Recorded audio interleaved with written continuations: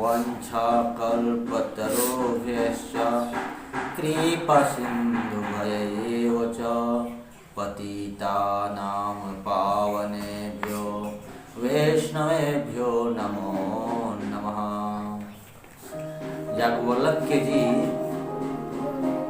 कहने लगे, हे भरद्वाज जी, काल पाई मुनि सुनु सोई राजा,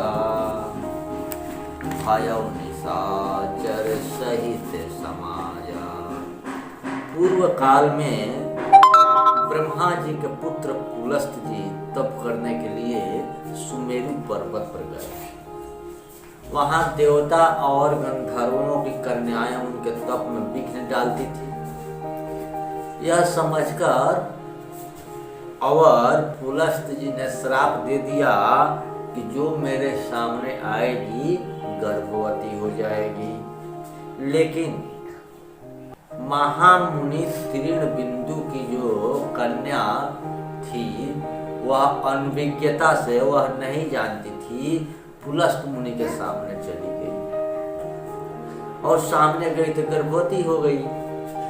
पीछे तृणबिंदु ने अपनी कन्या जो थी उस कन्या को पुलस्त ऋषि को भी दे दी। उससे विश्रवा नाम का एक पुत्र हुआ। विश्रवा नाम का एक पुत्र हुआ। कालांतर में विश्रवा का शील स्वभाव देखकर भरद्वाज मुनि ने अपनी कन्या इडबिला का विवाह विश्रवा से कर दिया, जिसका पुत्र कुबेर हुआ।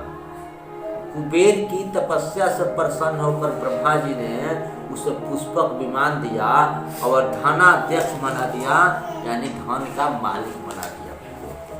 किसने बनाया? तो ब्रह्मा जी ने बनाया। ब्रह्मा जी के वरदान से धनाध्यक्ष होकर वह उन्हीं के दिए हुए महातेजस्वी पुष्पक विमान पर चढ़कर अपने पिता से मिलने के लिए आया। कहने लगा, उन्होंने मुझे यह सौ तो दिया है परंतु रहने के लिए स्थान नहीं दिया। विश्रवा बोले, दानवों के विश्वकर्मा ने राक्षसों को रहने के लिए समुद्र के बीच में लंकापुरी का निर्माण किया, किंतु दैत्य लोग भगवान विष्णु के भय से भागकर और रसातल को चले गए। तुम वहां जाकर रहिए। और कुबेर लंका में जाकर रहने लगा। सुमाली नाम का दैत्य ने अपनी कन्या विश्रवा के लिए प्रदान कर दी। उस कन्या का नाम था कैकसी। कैकसी नाम की सुंदर कन्या विश्रवा के पास श्रेष्ठ पुत्र प्राप्ति की इच्छा से पहुंची। विश्रवा बोले, तुम पुत्र की इच्छा से आई हो, लेकिन यह समय संध्या का निंदित समय है। इस समय पुत्र उत्पन्न नहीं करना चाहिए।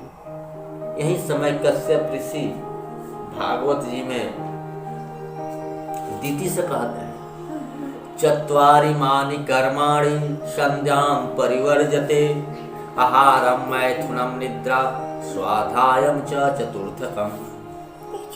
ऋषि कश्यप दीति से कहते हैं कि हे प्रिय, 4 काम संध्या का समय नहीं करना चाहिए। आहार, मैथुन, निद्रा और स्वाध्याय।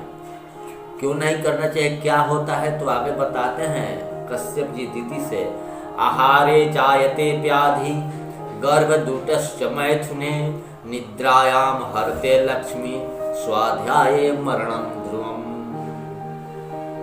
संध्या के समय भोजन करने से धेत का रोग होता है, स्त्री सहवास से दुष्ट संतान होती है, सोने से लक्ष्मी का नाश होता है और स्वाध्याय करने से मृत्यु के समान कष्ट उठाना पड़ता है।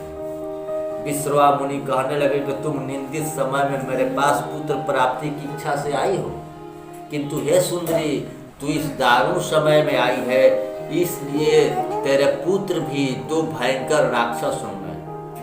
उसने कहा, हे मुनिश्रेष्ठ, क्या आपके द्वारा भी ऐसे पुत्र होने चाहिए? तब मुनीश्वर ने उससे कहा, उन दोनों के बाद में जो पुत्र होगा वह महाबुद्धिमान, परम श्रद्धा, श्री संपन्न, एकमात्र राम भक्ति में ही तत्पर होगा।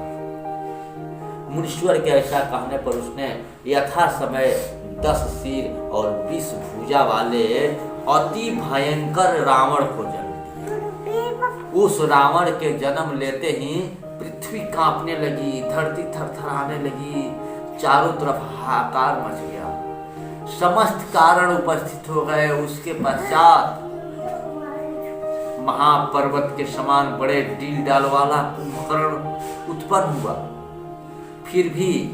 फिर रावण की बहन शूर्पणखा का जन्म हुआ।